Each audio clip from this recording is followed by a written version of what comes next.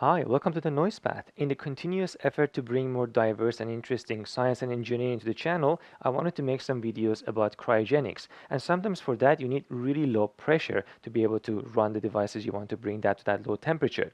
And what you're looking at is a multi-stage turbomolecular pump. There's a lot of really cool engineering that goes into this. I actually rescued this from a storage with a lot of water damage and I spent a lot of time cleaning it up. Unfortunately, the middle turbomolecular pump stage, this one over here, is faulty, so it cannot go to a really low pressure. I managed to get a couple of other things, so we're going to rescue this top one, which is a bigger pump, and we're going to transport it into a different station, which has basically similar parts, and hopefully we can get that to work. And at the same time, we'll talk about how pressure is measured and how these pumps actually work, and even take a look inside one of them. These are really interesting mechanical devices. So a few boring work. First I had to mount this on top of a different controller, and then this is a working turbo pump. Now I need to get the output of this one into the input of that one. And for that I'm going to use the bend from the original unit that I had. But this has to come off and this has to be mounted in place and everything has to be cleaned up so that we get a good vacuum. Now these things don't line up exactly, so I'm going to use a flexible vacuum hose in order to connect them, and to align them is going to be quite a lot of work, so it's just not worth it. It's going to stick out a little bit, but it's okay for the purposes that I need. And then hopefully we should be able to turn this on. I'll show you what's inside of this so you can see the blade, but we'll talk about the theory of that and the different elements that make it up in just a second. I'm just eager to see if we can get this thing started. Let's remove that. There it is. Look at that. That's beautiful. Looks like the blades are in pretty good shape, unsurprisingly, because I think that one does work. We should be able to spin it. Technically, you're not supposed to really touch these things too much, but I should be able to look at that. It spins so nicely. So nice and balanced.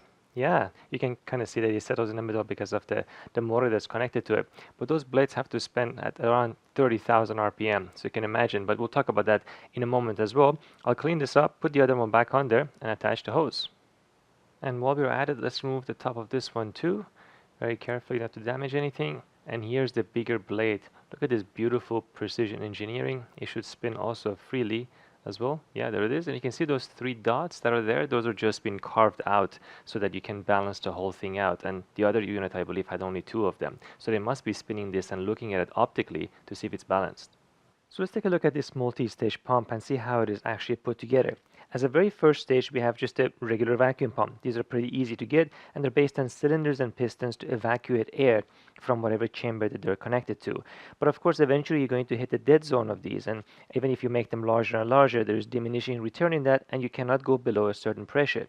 Now, after that is where the turbomolecular pumps actually start. Now, fundamentally, there's nothing that unusual about them. They're just very difficult to build. They're made of many, many blades that have to spin extraordinarily fast, up to 30,000 RPM, in order to have any opportunity of pushing whatever leftover molecules that are still in the chamber away from the output. And whatever is pushed down is caught by this pump again and evacuated again. I'm going to show you a cross section on one of these. They're really beautiful, as you saw some of the blades at the top, and they have to spin quite fast, which means that you have to make sure that this does not turn on until this has done the most it can do.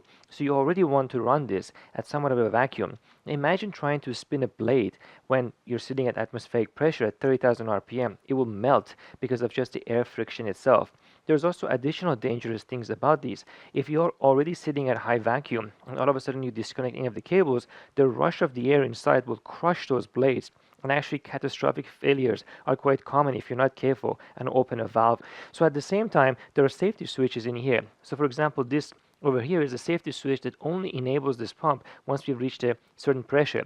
There's nothing strange about this. It's basically a membrane like this with a little switch at the top of it. When there's sufficient vacuum, the membrane flattens out and the switch gets enabled so that it signals to the controller that you can run this. And these all have some kind of a brushless motor inside, perhaps something similar to, for example, a hard drive kind of controller in there in order to run this. But they spin super fast and have a very high pitched noise. Now this is still not enough to get to this super low pressure. You need even bigger blades and even more of them. And that's when the next stage of the vacuum pump starts. So you have another turbomolecular pump. Now it is connected to this one. So you develop a certain pressure differential across this pump at the bottom, another pressure differential here, and then finally another pressure differential at the one at the top. And as you can see, this one is quite a bit larger. And they all have to be brought in a sequence in order to make sure that it runs at the highest efficiency.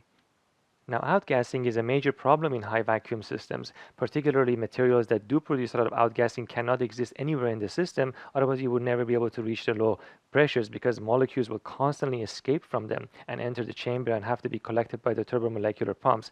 But nonetheless, we still have to attach various things together and interconnects that can come off easily. And for that, they're using these O-rings, like so. And this O-ring, as you can see in the center, has another stainless steel insert, otherwise it can collapse onto itself.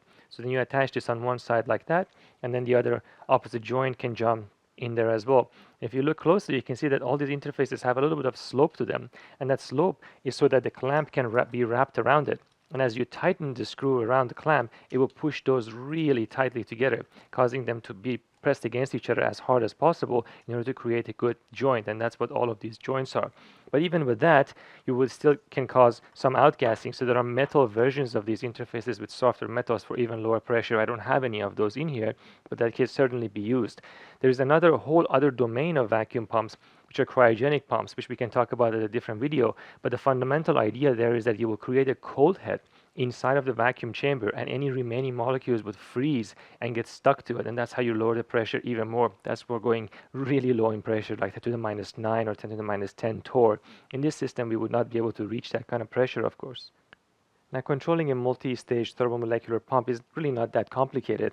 Once you turn on the main controller, it will turn on the main roughing pump, and once the interlock switches have cleared the initial low pressure, then it will launch the first turbomolecular pump, which is just a multi-phase motor controller. Nothing unusual about that. And it just has a few LEDs that tells you that it's been running and that it has reached its final RPM, so that you can start the next turbomolecular pump with a second controller, and then this will do exactly the same thing. And you have to turn them off in the opposite direction. And as I said earlier, you have to make sure that everything has reached pressure and not to open any of the valves if anything is running. In fact, I do have a valve up here, so for example, if I open this when this is running, the entire system would catastrophically be destroyed. Now, measuring such low pressures is a whole other problem. You cannot use those classic gauges that tell you what the pressure is using a mechanical method or the digital versions of that. You have to use an entirely different mechanism. Now, this one is a digitally controlled one, but I have another one with a needle on it, and the principal operation is quite similar. And here's an example of a cold cathode vacuum gauge. And this is a very interesting device in itself. Inside of this head is a high voltage power supply that is embedded in here. And the high voltage output comes out of this high voltage BNC connector, which is then fed into the head itself.